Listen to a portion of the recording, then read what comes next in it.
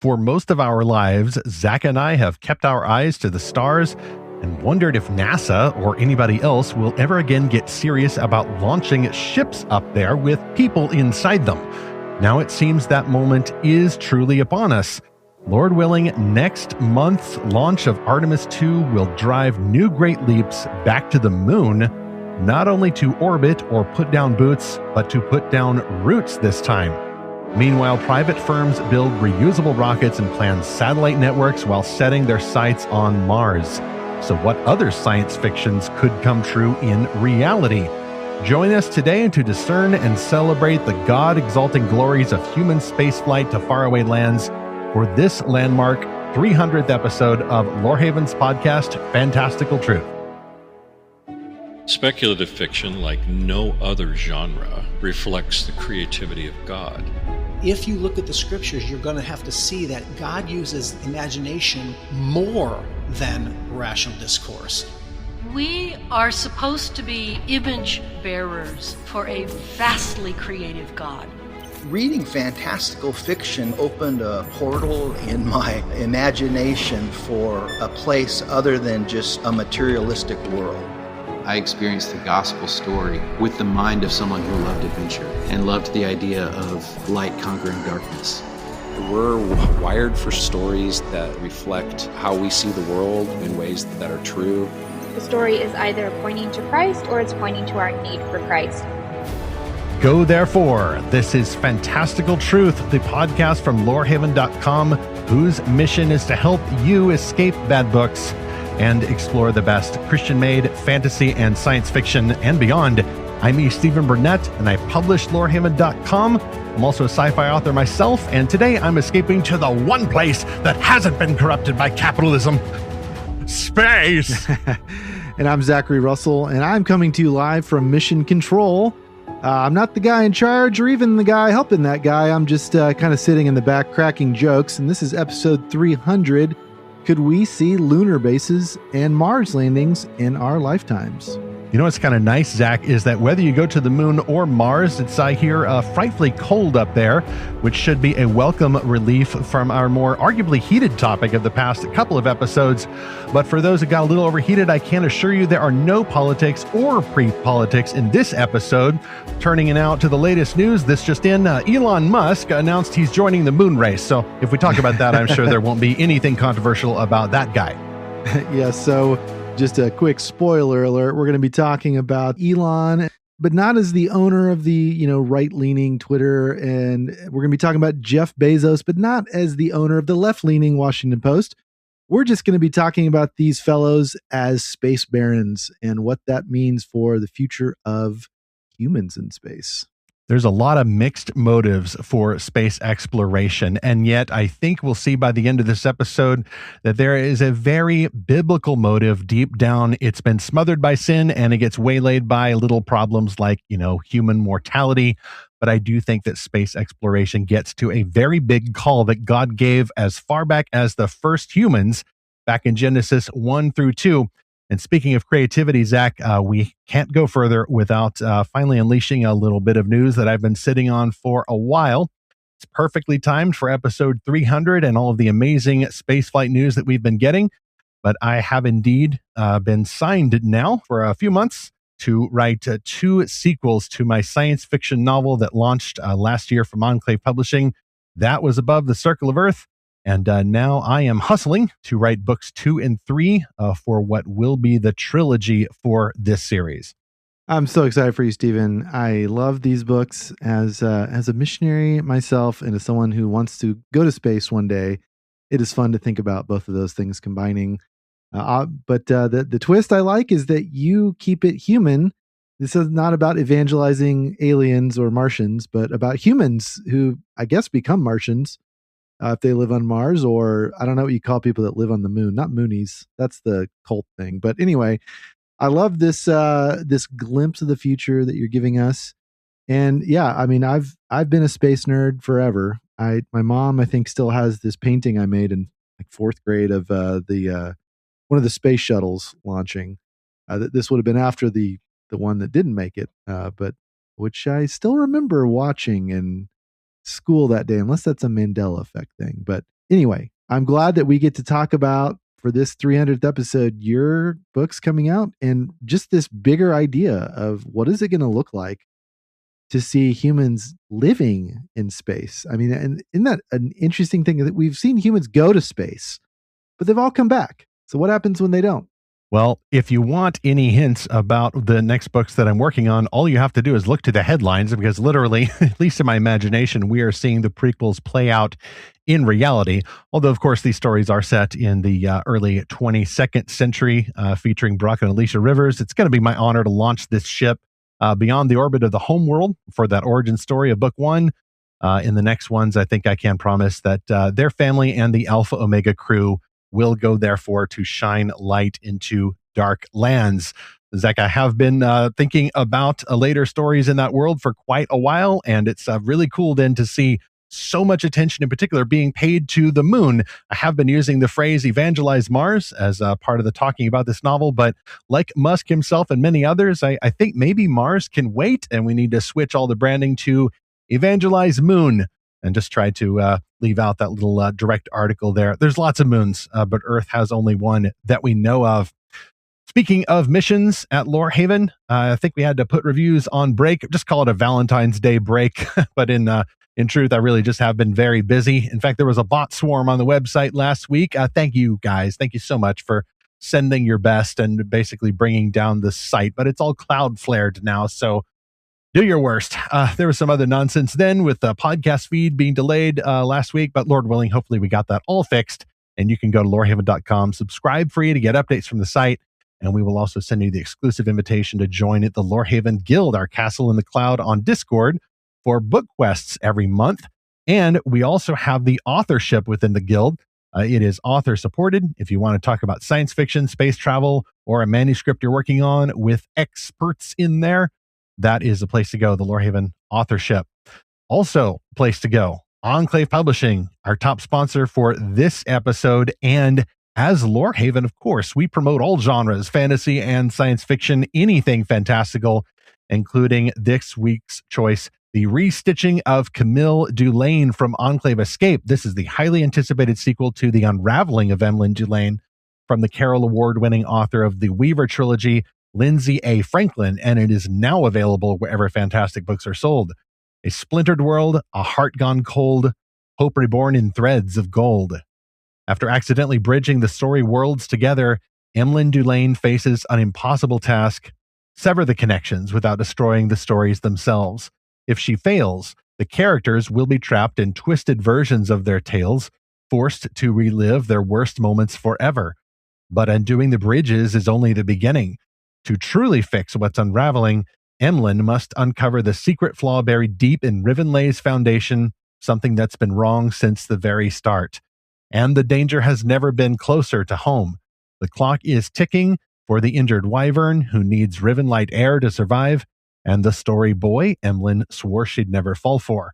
Emlyn and her team must rescue Frank and Laramie from chaotic, shifting story spheres before they're gone for good. The restitching of Camille Dulaine is available everywhere now. You can ask for it at your favorite bookseller or your local library, or order it online from Amazon. It is also available as an audiobook from Oasis Audio. And you can see that awesome cover in the show notes for this episode 300, or go to lorehaven.com/podcast for all of the sponsors there. That sounds like an amazing novel, and if you want to find it in the wild, you can go to the Realm Makers 2026 Conference and Expo. That is coming up live June 24th through 27th at the St. Louis Union Station Hotel. So just about 4 months away. Don't miss the premier gathering for Christian storytellers of fantasy and science fiction, calling all authors and artists in the industries of graphic novels, gaming, animation, and audio drama, as well as film and TV. Realm Makers is where you will find your tribe, own your craft, and advance your career. Registration is now open for this in-person and virtual event. Again, that is June 24th through 27th at the St. Louis Union Station Hotel. 3 full days of training. They have added a bunch of time with professionals, plus the epic Realm Awards costume banquet to celebrate the best novels released last year. Readers are invited to the expo on Friday and Saturday, and shopping for the general public is free. Tickets are required to attend the sessions and panels, as well as meet and greets with special guests. Zach, I just saw that they have added Alan Arnold to the faculty. He's been there several times, and I've always appreciated what he has to say.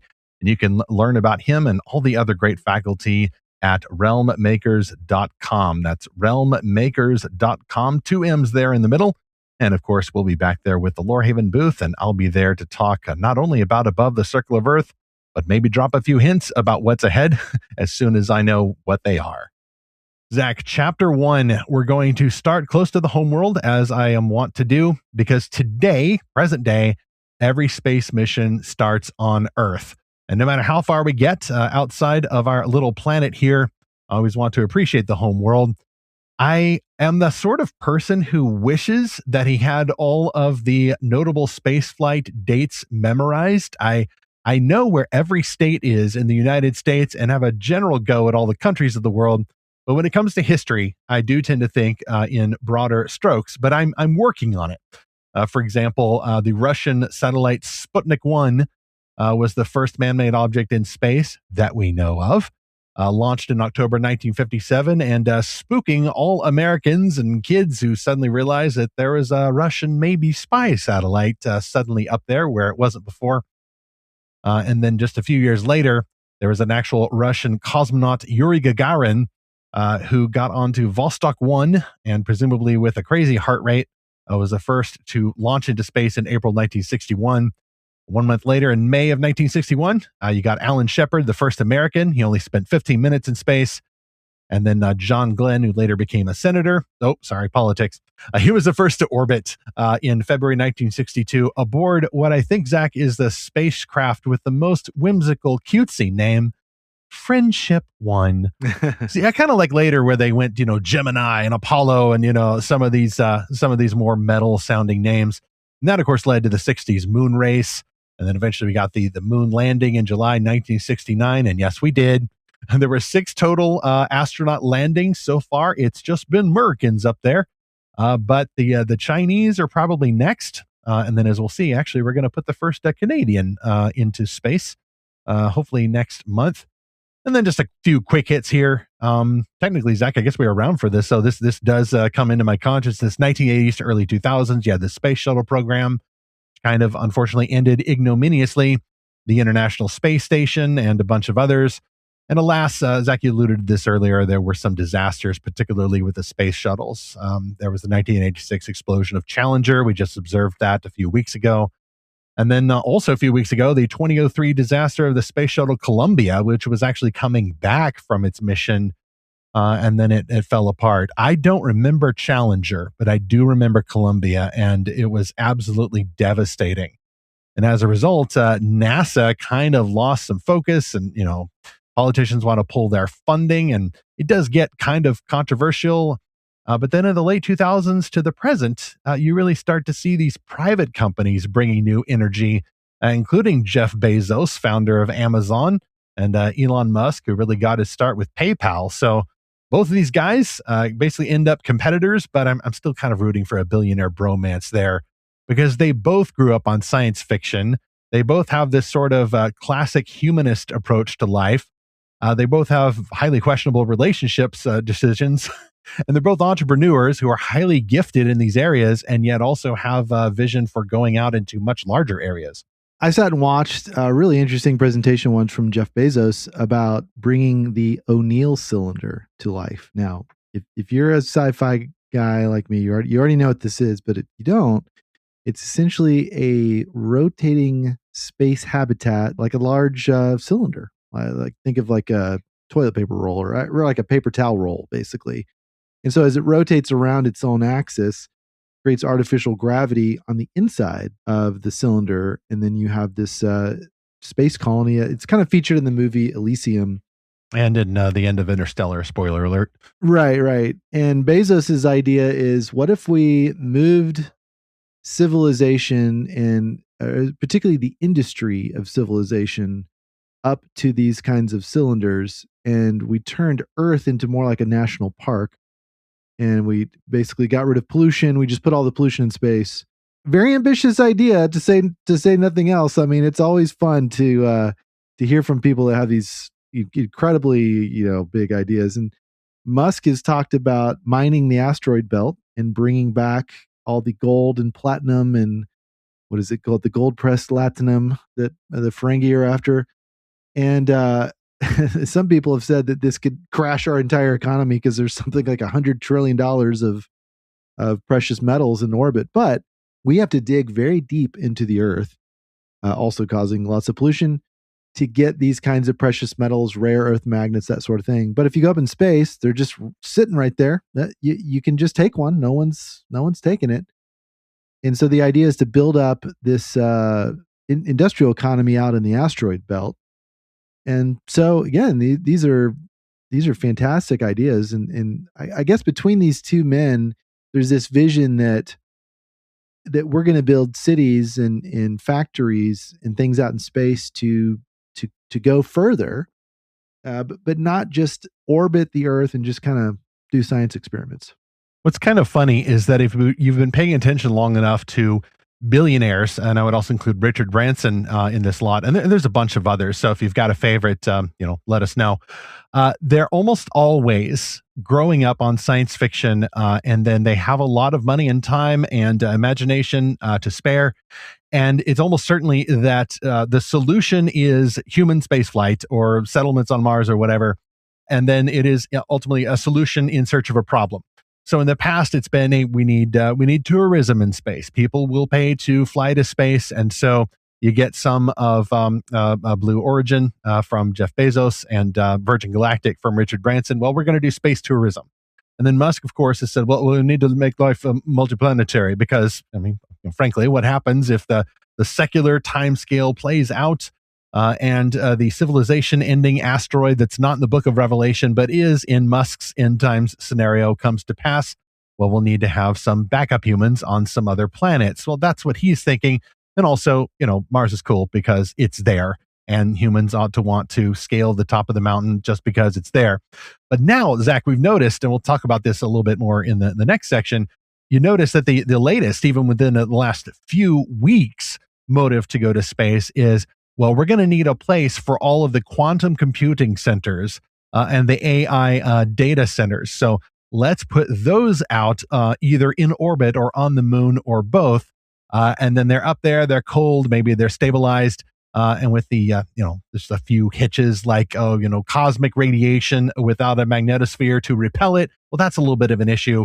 But there's permanently shadowed craters on the south pole of the moon. So the idea there is that the temperatures are stable and they're cold. You don't need to burn a lot of electricity to keep the air conditioner running. Well, frankly, I'm in favor of the orbital AI data centers because we need more horsepower to make more doorbell camera videos of cats shooting bazookas. Because I see a lot of those. It's very important for the human civilization continuing and becoming a Kardashev level, whatever it is. Now, there's some interesting news that's come out, if you can call it that, and I still need to kind of dig into this, but from News Nation, journalist Ross Coulthart, an Aussie, has interviewed someone on his channel about blurry photos that NASA refuses to unblur, reportedly. And there's some little details that he points to that said, it looks like there might be glass structures and other domes on the moon. And what is NASA hiding? And why won't they tell you? And yeah, I haven't, I don't give this usually a lot of credence, but it's interesting. It's in the news right now. There's long been this suspicion that NASA hides photos or blurs them or refuses to talk about them. And I actually think that's true in a lot of cases, because I think a lot of what NASA sees in orbit is our military. And there's a lot of military stuff going on. There's a lot of satellites up there. Of course, some of these stories go back to the Apollo missions. And I think it's Buzz Aldrin that's talked about these weird glowing orbs that followed them on one of the missions. And there's always been rumors that the Apollo astronauts saw things on the far side or the dark side of the moon that they're not allowed to tell us about. I think John Glenn maybe has said something about that. Anyway, so there's all these fascinating kind of stories. And yeah, once we send the Artemis, the Blue Origin, the SpaceX, and the Virgin Galactic, and so on missions up there, I guess we'll get to see for ourselves, because I don't think any of those private companies are under any sort of government lockdown on information. So either this will all be kind of like a silly thing that we all joked about, or there may be something. But that's kind of the fun aspect of this, Stephen, is that we're no longer going to rely on the government for this kind of information, which is there's a similar movement that's happening in radio astronomy and astrophysics of, hey, let's go look out in the galaxy for alien signals or alien technosignatures.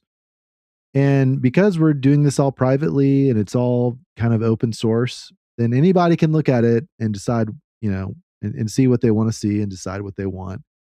I think this is a great move for science in general, because I think there should be that sort of openness, even if there's no fun alien moon bases. But you talked about Sputnik at the beginning, and that's sort of the thing that I think about a lot, is that imagine if when Sputnik went across the sky, our government said, "Oh, that's just some swamp gas."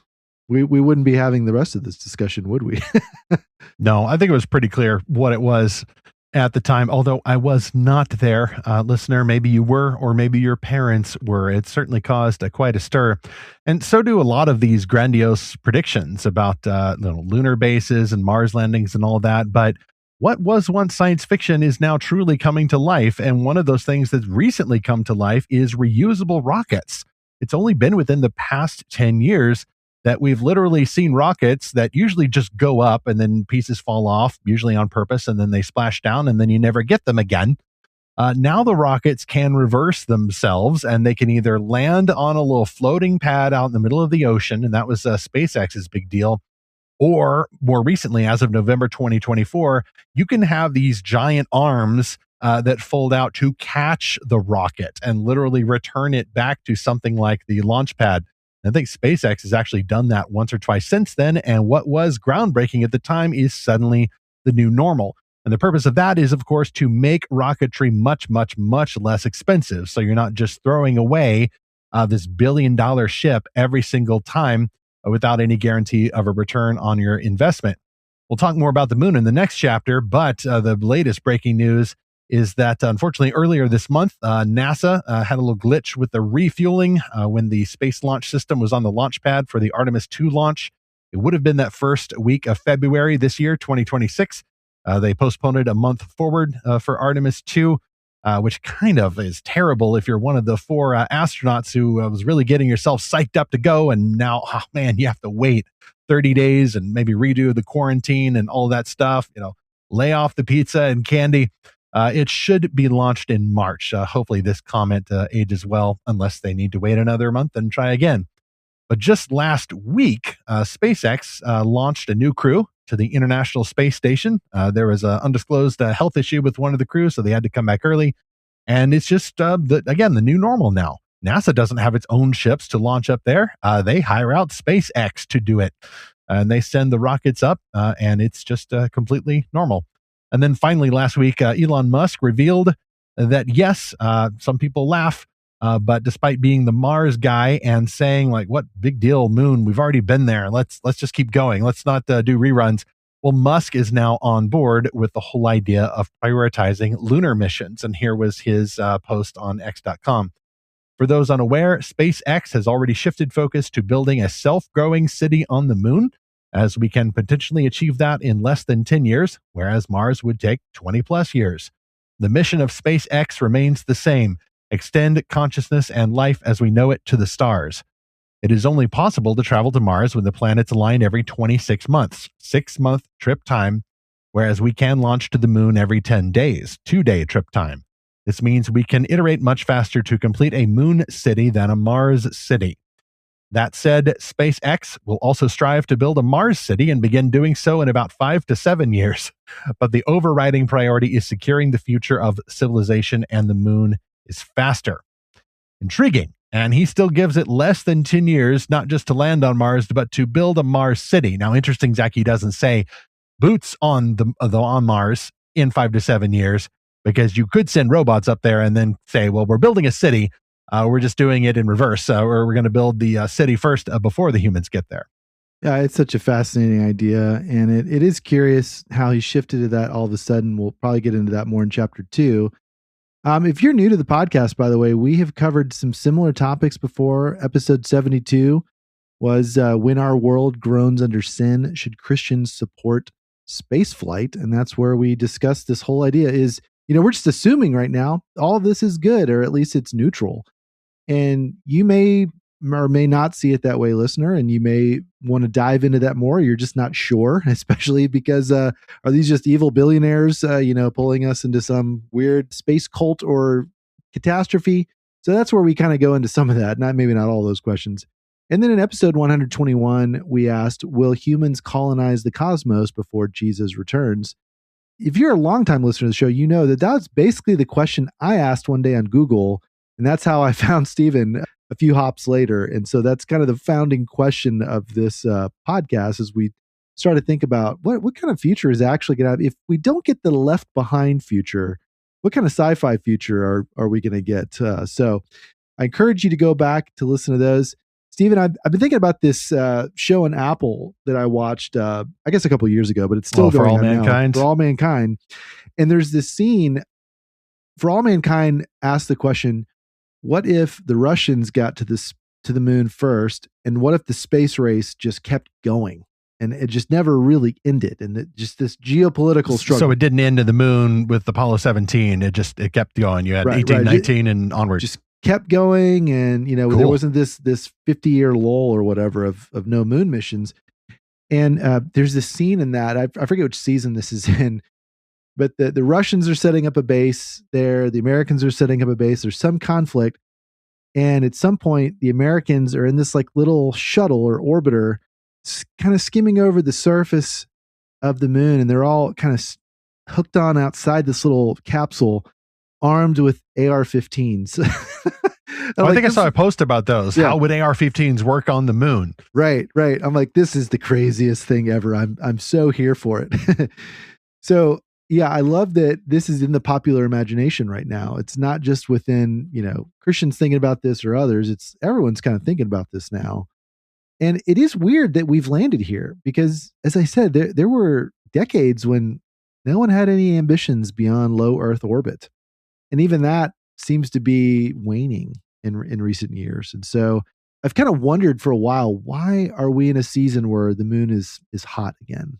Well, it's because you can look up in the sky and see it immediately. And so I think it's still has that cultural footprint. I mean, people were for much, much longer, for many more generations, aware of the moon than they were Mars. So that's just a human legacy. And of course, humans have landed on the moon. So Mars is literally so far out, but the moon is just right there, even though it takes you a couple days to get there, given the current technological limitations.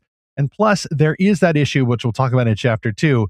The moon does have lower gravity. So if you were somehow to establish a manufacturing base or a city or settlement there, it's much easier to get off of there.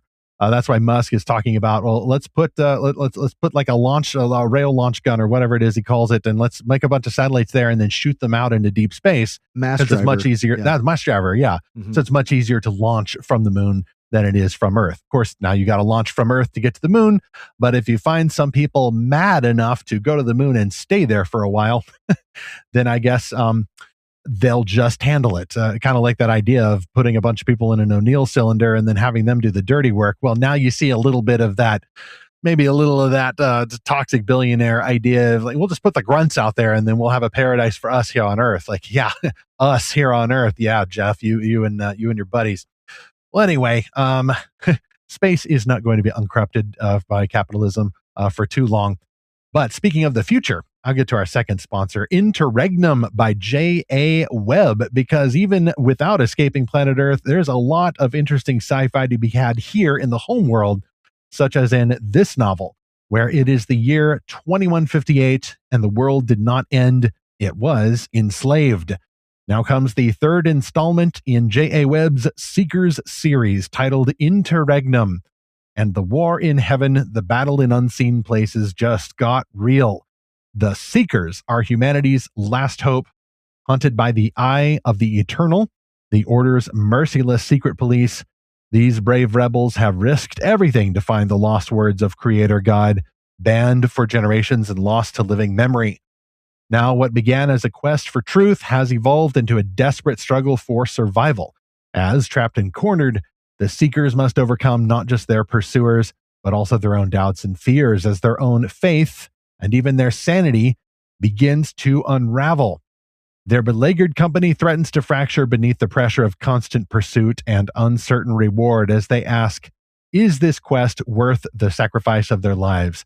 Watch for Interregnum, an epic dystopian thriller of deception, faith, and the fight for truth, coming soon and available for pre-order today. Speaking of sanity, Chapter 2, in just years, new rockets will reach the moon. And depending on what you mean by reach, it could be a matter of weeks. By the time you hear this episode, faithful listener, Artemis 2 may have actually already gone around the moon. This follows Artemis 1, the undervalued sequel, which launched in November 2022. Nobody was aboard. It was fully automated, and it was a test of NASA's Space Launch System, which, Zach, it took me a moment when I was catching up to some of this. The Space Launch System has nothing to do with the reusable rockets being developed by Blue Origin and SpaceX. So one has asked and might ask, and lots of people have been asking, okay, why are we using this when reusable rockets are just like, within years and maybe months of mass production? Well, you got to go with what you've got. Artemis 3 may be a little bit different, but Artemis 2, hopefully launching in March of 2026, will launch astronauts around the moon. So they're not going to land. It's a bit too early for that. I believe I saw it as a 4-day mission. They're going to slingshot around the moon, the far side of the moon. And by the way, this is cool, especially for some of you familiar with science fiction. The names of these absolutely real, non-fictional astronauts. I swear, I'm not making these astronaut names up. Commander Reed Wiseman, Pilot Victor Glover, Mission Specialist Christina Koch. Now, this is not a Roland Emmerich movie. This is not a Michael Bay Go Blow Up the Astronaut movie. This is real life. And then there's Mission Specialist Jeremy Hansen, who's with the Canadian Space Agency. And as the memes foretold, Zach, we all hope that they will come back with superpowers. Presumably, the astronaut Christina Koch will have the Invisible Woman powers, and Reed Wiseman will be able to be a very stretchy, smart guy. I'm playing the theme song in my head as I keep going. What's next is Artemis 3, though. Now, that's going to be the big one because we don't quite know when it's going to be, but it will be, Lord willing, a real moon landing. It's literally the first time humans have landed on the moon since Apollo 17 in 1972. So that literally 54 years ago. I got that right. 54 years ago. So more than half a century, and we've not put boots on regolith. And that mission may launch as early as 2028, but they don't know who it is or when they'll launch or anything like that. There's just a lot of prep going into the new space suits. A company named Axiom Space has developed these new super upgraded suits that can recycle their own filters and all kinds of cool stuff. As for where they're going to land, I called this one. Got to say, it's going to be the South Pole. And NASA has identified 9 possible landing sites, and they're all near the South Pole, where now a bunch of visionaries are looking there and going, minus 200 degrees under zero. Great place to put a data center. Great place to put a quantum computing center. Why when it's so cold? Well, the cold would not bother this manufacturing anyway. And the real reason is that the temperatures there are stable. You know where it's going to be daylight just outside the craters. You know that a lot of these craters are permanently shadowed, which has kept water ice locked up in there. Frozen water has not escaped or sublimated into the moon's non-existent atmosphere, so you'll get to use that. You can split it apart and use parts for fuel and parts for other things, maybe even drinking water in the future. And that's why the first lunar bases could be South Polar settlements around Shoemaker Crater and Shackleton Crater and a bunch of other craters right there around the axis. Yeah, I was reading a summary of all of this from someone named Akash Gupta. And according to him, there are 600 million metric tons of water ice under these South Pole craters. and under 40 centimeters of dry regolith. So I can't quite do the math under my head, but that's about 1.5 feet or something like that. So you don't have to go down very far, although I think you'd need to be underground for radiation shielding. You would. And apparently there's lava tubes there that are very big when the moon had a volcanic system. And then apparently there's a way to turn either the water or the soil into fuel. And so, Musk, as you mentioned earlier, said the idea is to have a self-sustaining city. Now, I don't entirely know how you get that with just water, because you have no air. You're getting sunlight. Robots. We'll get a bunch of X-bots walking around. Right. I'm respectful of Musk in that regard. He just has a unique way of speaking. They'll get at least as much the same sunlight as the Earth, and in fact, more in some ways, so there's no atmosphere to filter it. So I guess you can get a lot of solar power, and I guess you could sort of funnel the solar energy through some kind of system underground to heat everything up. Okay, so I can kind of get behind that. Now, Akash says the unsolved problems are real. Lunar dust is electrostatically charged and sharp as broken glass. Yeah, it's a big shreds, problem. Seals, clogs machinery, and embeds in lung tissue. Nobody has a long duration fix. And that's on top of the the radiation, the microgravity, a lot of things that we don't really know how to survive yet. Now, look, necessity is the mother of invention, right? And so perhaps through being there, we will learn how to survive. I mean, I'm sure people said similar things. Well, how are you going to sail across an ocean? You're going to be on sea for months, and you can't still get free water. Oxygen, though. You still get free oxygen. Yeah, and that's where I've always said, I'd be a lot more confident of these kind of ventures if they created a city on Antarctica. Because, hey, at least we've got oxygen, some sunlight, and all the ice that you can turn into water that you need. There's no lunar dust. There's no radiation there. It is curious to me that we've never really done that. And I understand there's some international treaties and mutually assured destruction fears and that sort of thing. But I'd say we're immediately jumping to hard mode with this. The difficulty of the lunar dust is something I've read before, and that's going to be a very big problem. Now, the microgravity was explored in the book "The Moon is a Harsh Mistress" by Robert Heinlein, 50 or something years ago. His thesis in that book is that once you're on the moon for a long enough period of time, and I can't remember the exact amount, months, maybe a year or something, your entire body degrades to a point that you can never go back to Earth, that it's a permanent change in your body. And that's why the only real habitat they have there is literally a prison. It's basically a lunar version of Alcatraz. And it's where they send the worst of the worst off the Earth to this giant prison colony. And of course, that's just the beginning of the book. There's many more things that happen in exciting ways. I recommend that book for kind of a picture of that. Maybe not all the content of that book. It is Heinlein, if you know anything about him. But that was, I think, a really interesting way to have fun with the idea of, okay, what if you make the moon a dead end for humans, like a biological dead end? What kind of culture would that build up to be, and what would where would moon Earth relations go from there? So that's kind of a fascinating look. I don't hear the Space Barons or even NASA talking about this of like, yeah, they're not saying, oh yeah, this is a dead end, or no, you can come back, no big deal. Yeah, I don't think when they say self-sustaining or self-growing lunar city, they're talking about people living there without at least the benefit of some far future synthetic gravity technology, for example, because the lunar gravity is less than 20% Earth gravity. Like Mars, actually, you could maybe survive even with that lower level, but the moon gravity is just so low that absolutely your muscles, your bones, everything is going to atrophy. If you're going there to stay, yes, it is a one-way trip. And I don't think it's just, oh, you can't come to Earth again. I think you're literally going to fall apart because God did make human beings first for the Earth and gravity well. So maybe they're thinking, well, we'll just have robots there, or people will be there temporarily.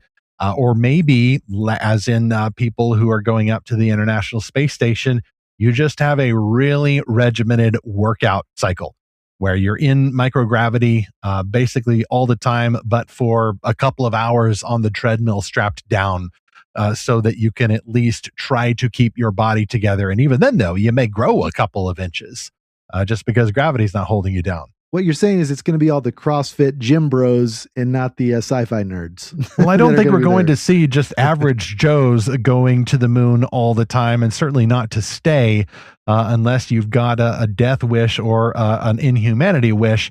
I think you will need, some of the technology like we've got in my novels now, some sort of synthetic gravity technology that brings the gravity more naturally without centrifugal force or O'Neill cylinders or anything back to the Earth level or close to it.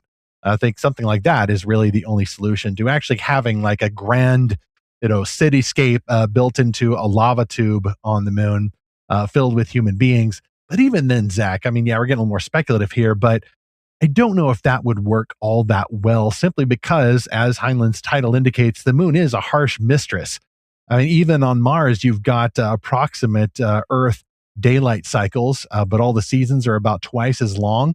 The gravity is about 3/5 the level of Earth gravity. So yeah, it's all right, but you're still going to atrophy a little bit.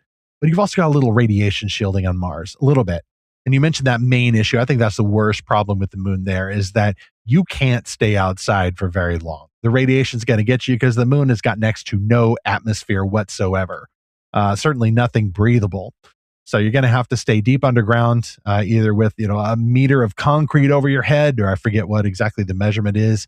But I'm guessing there will be a lot of troubleshooting, and a lot of people are going to come back with higher risk of cancer, regardless of whatever precautions we take.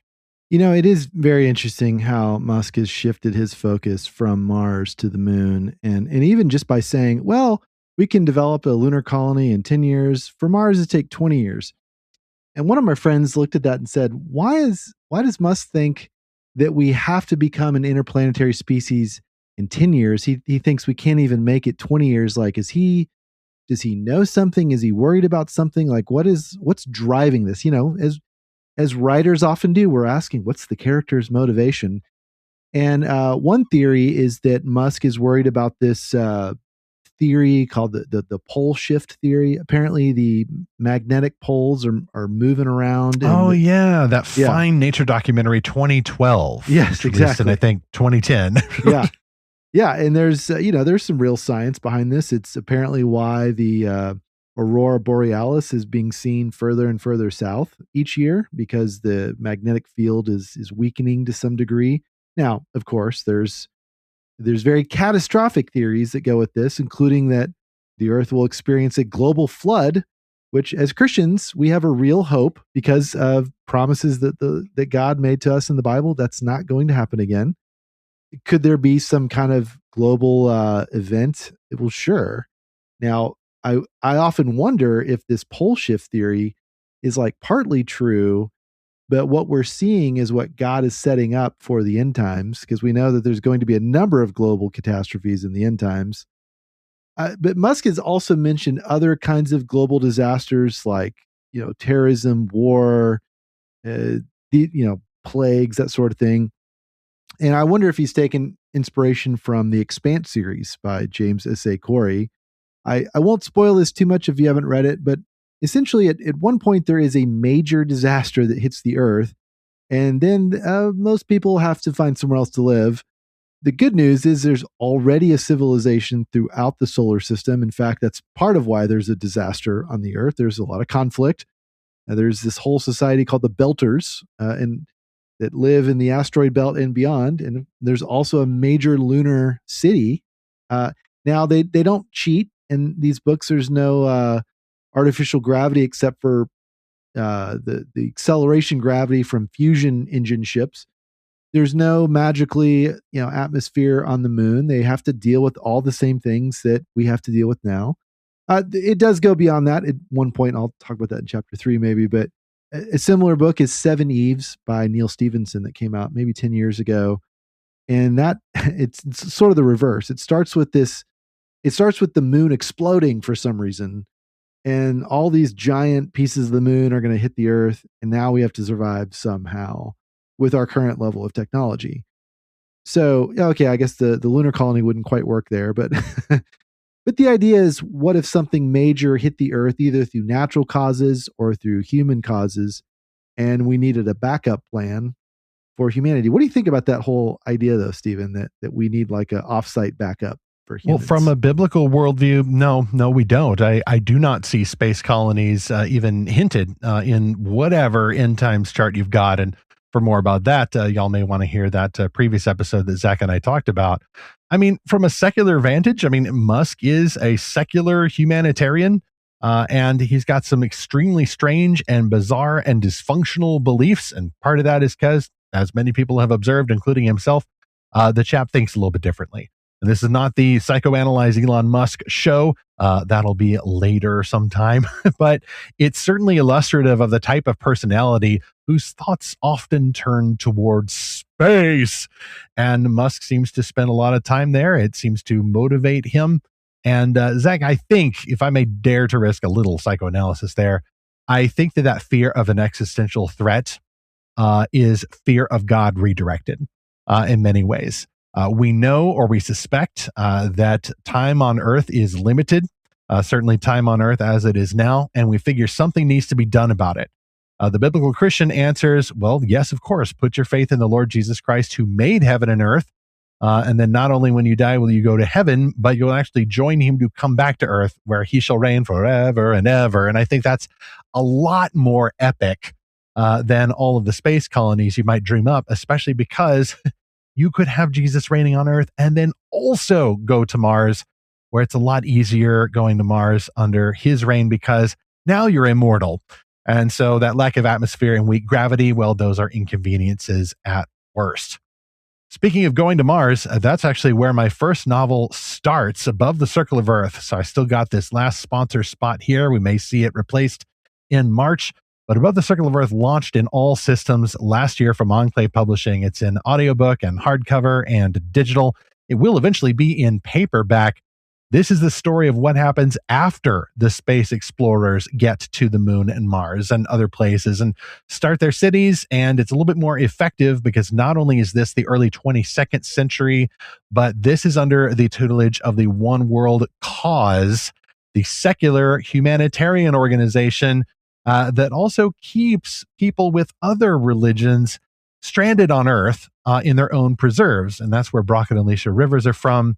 But they realize that even though they've been safe down there for a long time, they would like to get back to exploring the universe and sharing the gospel in other lands. But enemies have other ideas, and I could say more about that. But as we now know, the series is not going to end there with this origin story of the space mission. It will continue, and I wish I could say more. So if you want to know more as soon as I can say it, subscribe free to my updates at estephenburnett.com, where you will also see that cool Ace cover and get more info as soon as I can share it.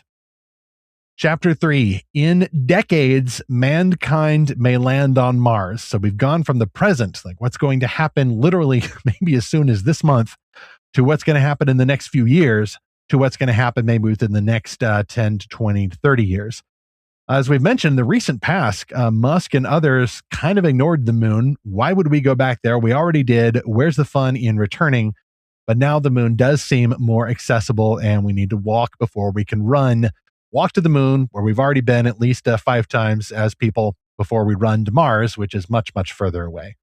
The last year, by the way, Zach mentioned previous episodes, if you want to hear more about Mars, we had a whole series in March last year, Martian Month.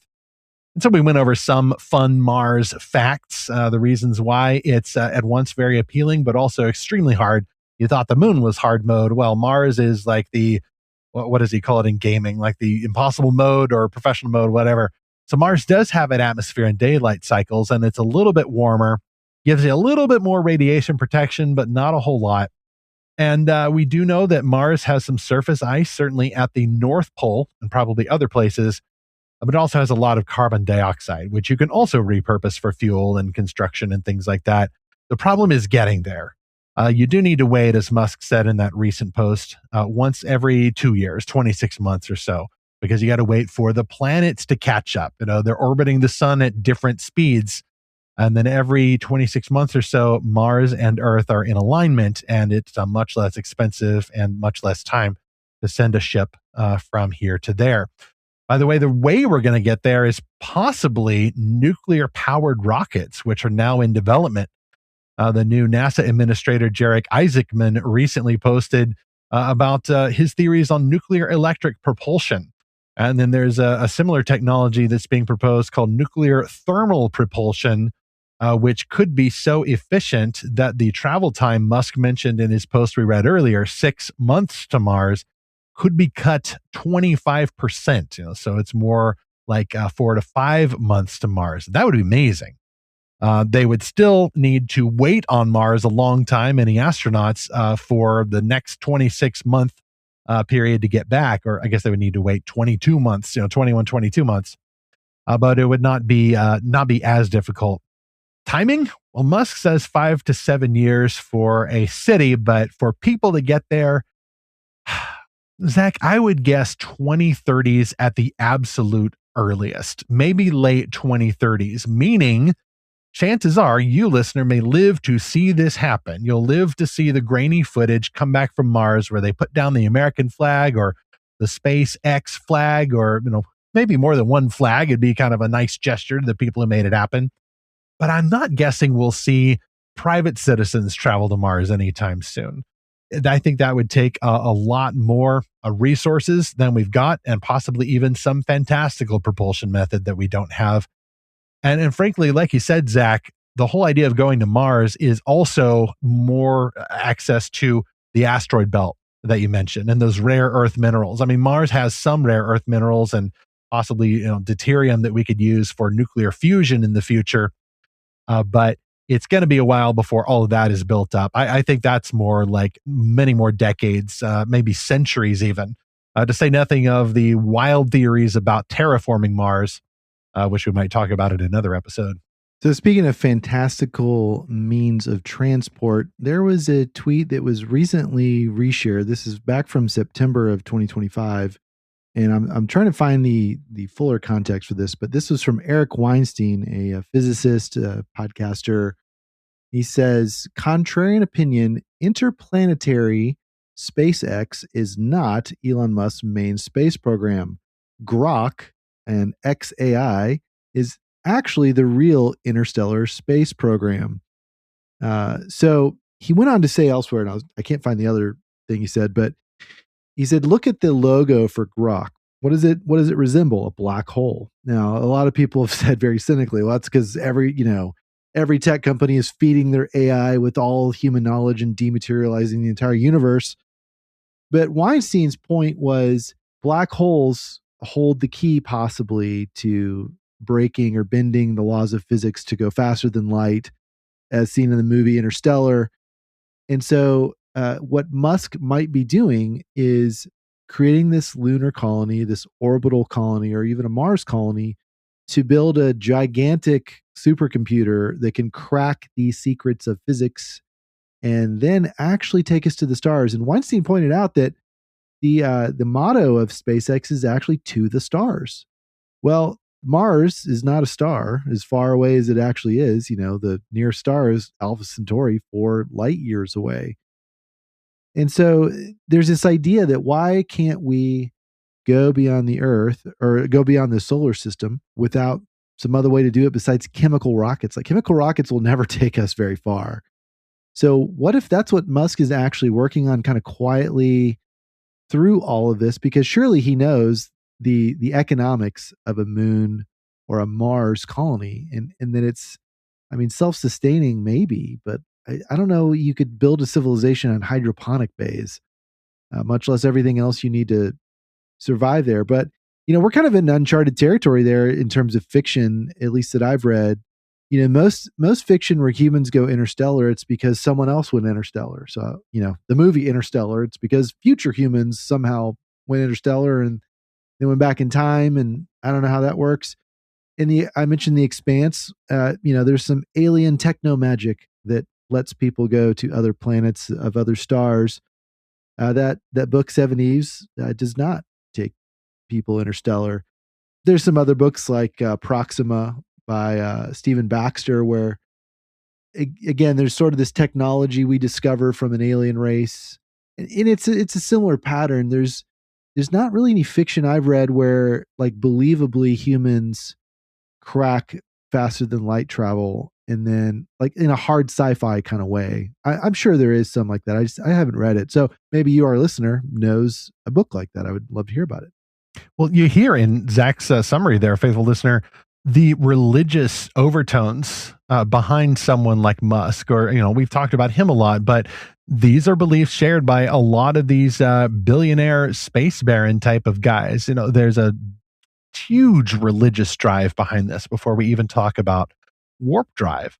And a lot of them too have a lot of philosophical and humanitarian motives, like make life multiplanetary, or, they themselves obviously have seen some success in having big ideas and taking big risks on them. So they naturally think that, well, I seem to have won, so I would like to help humanity. Or maybe they have this rosier view of things that, if you try really hard, then you might actually build a supercomputer where you could ask the secret to faster than light travel and then ask about the ultimate purpose of life, the universe, and everything.